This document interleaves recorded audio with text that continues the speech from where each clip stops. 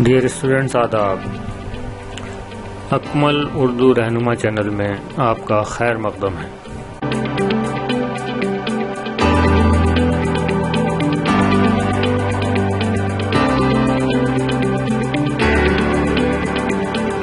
بچوں، آج ہم پڑھنے والے ہیں آپ کے نصاب کی کتاب جان پہچان۔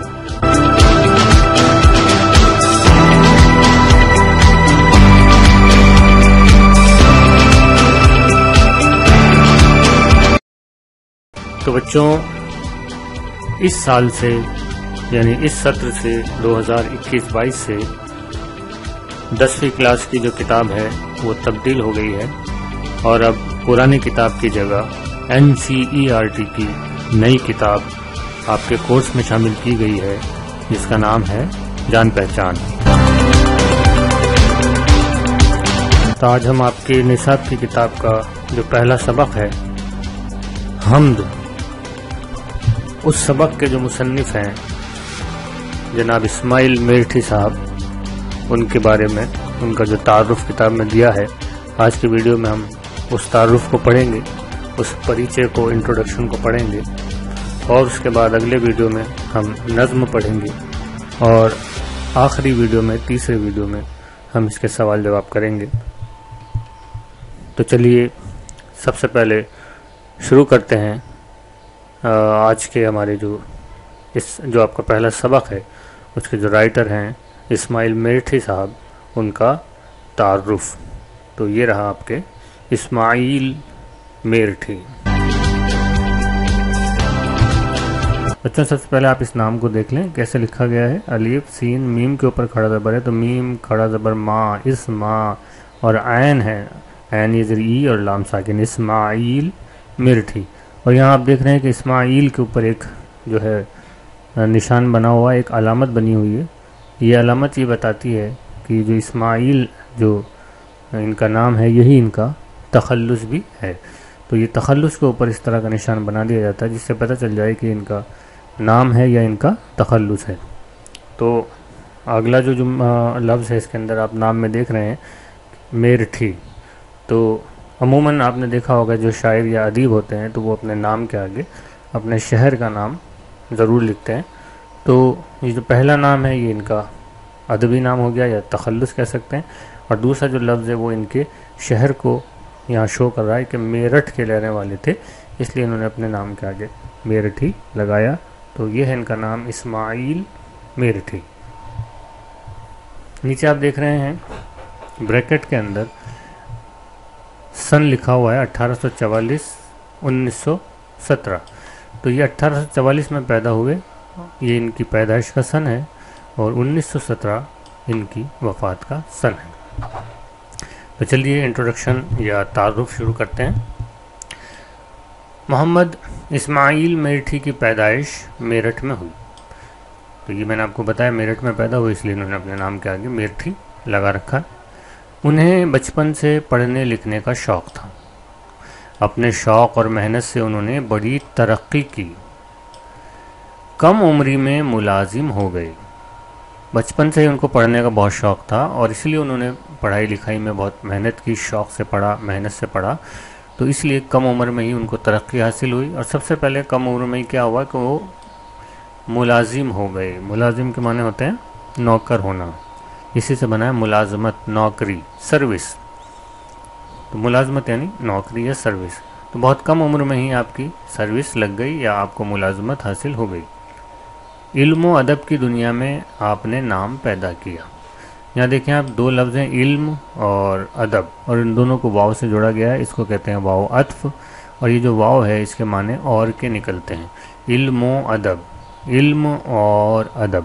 تو دو الفاظ کو ہم اردو میں واو سے جوڑ دیتے ہیں، تو یہ ہو جاتا ہے واو عطف۔ ایسے بہت سارے الفاظ جیسے رنج و غم، رنج و علم، ہے نا، تو یہ واو جو ہے اور کے معنی دیتا ہے۔ اردو اور فارسی کے استاد کی حیثیت سے انہوں نے بچوں کی نفسیات کا مطلب ہوتا ہے سائیکولوجی، منووگیان، ذوق کے معنی ہوتے ہیں شوق، دلچسپی، یہ सब जो है मुतरादिफ हैं, यानी पर्यायवाची शब्द आप इनको कह सकते हैं।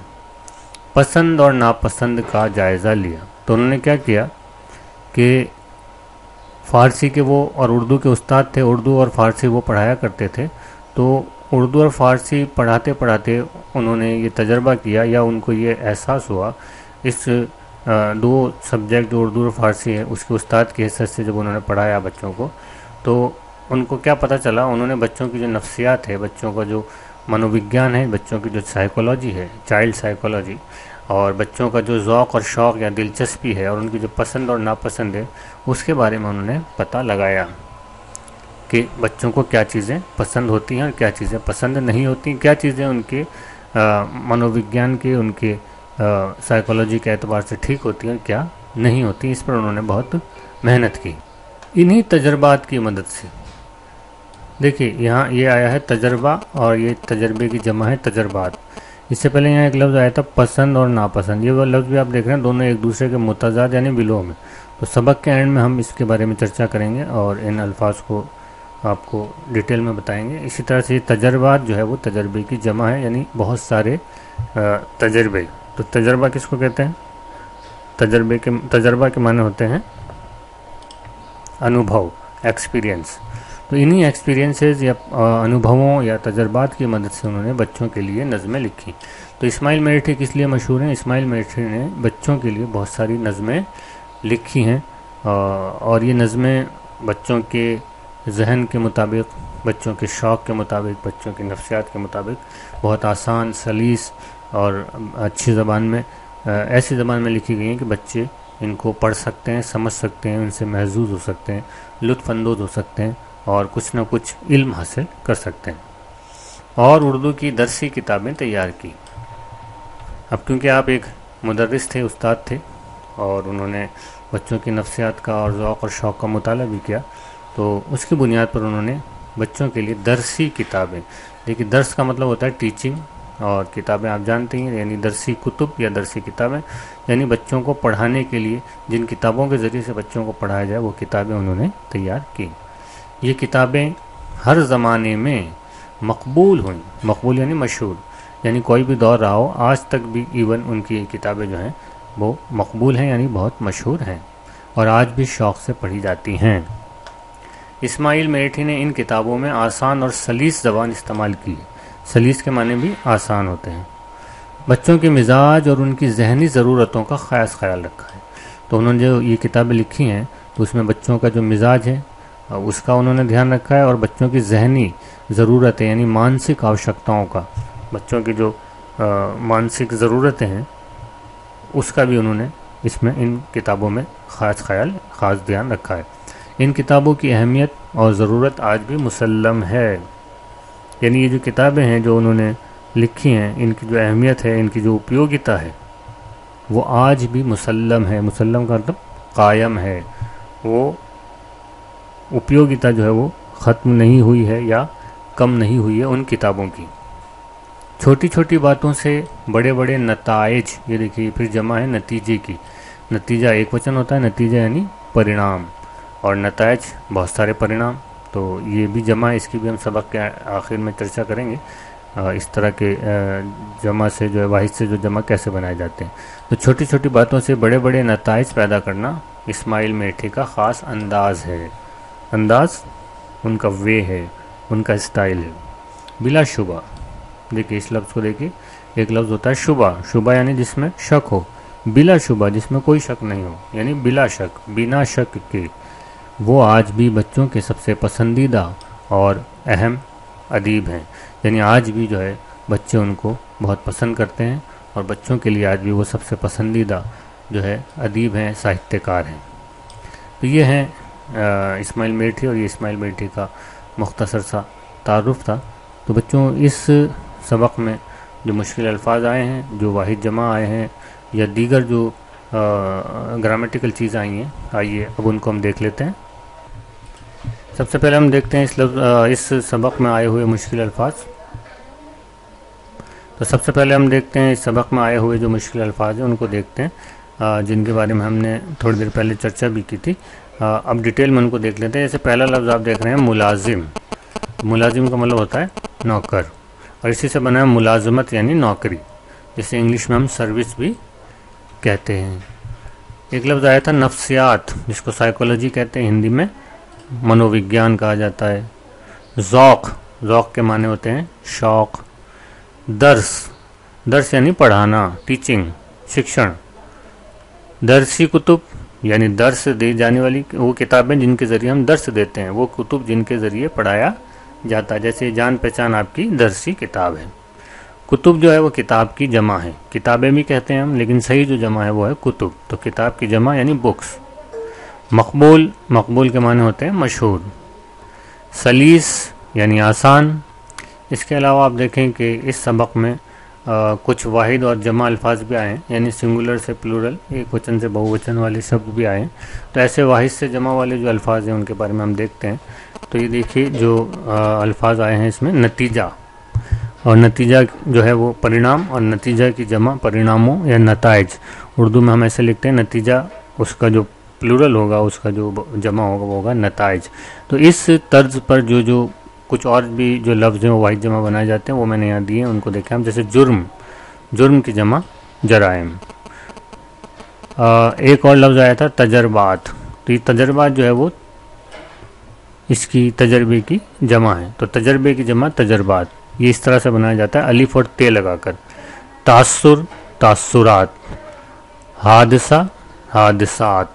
इसमें लास्ट की जो है वो हटा दी जाती है और अलिफ और ते जोड़ दी जाती है। ख्वाहिश, ख्वाहिशात। गुजारिश, गुजारिशात, यानी बहुत सारी गुजारिशें।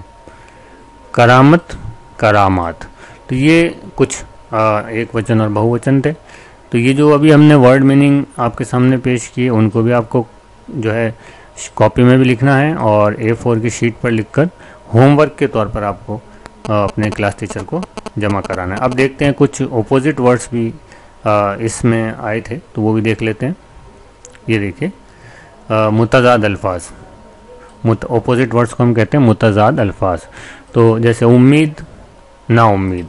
तो ना लगाने से जो है वो लफ्ज़ जो है विलोम शब्द या मुतज़ाद लफ्ज़ जो है वो बन जाता है। तो और कौन कौन से ऐसे हैं, जैसे खुश, ना खुश। खुश यानी प्रसन्न, और ना खुश यानी जो प्रसन्न ना हो, खुश ना हो। वाकिफ़, जिसके बारे में आप जानते हैं, और ना वाकिफ़, जो जानता ना हो। इस तरह से मालूम और ना मालूम। तो ये ना लगाने से जो है बहुत सारे अल्फाज जो हैं वो विलोम शब्द बन जाते हैं या उल्टे बन जाते हैं। तो ये जो हमारा आज का सबक था उसमें आए हुए कुछ अल्फाज हैं जो मैंने आपके सामने यहाँ रखे हैं। ये मुतज़ाद अल्फाज हैं, ये वाहिद जमा है। तो आप इनको जो सबक ख़त्म होने वाला है अभी, तो लास्ट में मैं इनको स्क्रीनशॉट के तौर पर दे दूँगा। तो आप इनको चाहे तो स्क्रीनशॉट लेकर कॉपी में लिख लें, या वीडियो को रोक कर भी आप इन अल्फाज को कॉपी में लिख सकते हैं। और होमवर्क के तौर पर आप शीट पर लिखकर A4 अपने क्लास टीचर को ये जमा कराएं, तो असेसमेंट में जो है आपको इसके नंबर मिलेंगे। तो आज के लिए बस इतना ही। कल हम पढ़ेंगे वो हम्द जो इस्माइल मेरठी ने लिखी, और उसके बाद इसके सवाल जवाब करेंगे। तो आज के लिए बस इतना ही। मुझे यानी अकमल नईम सिद्दीकी को दीजिए इजाज़त।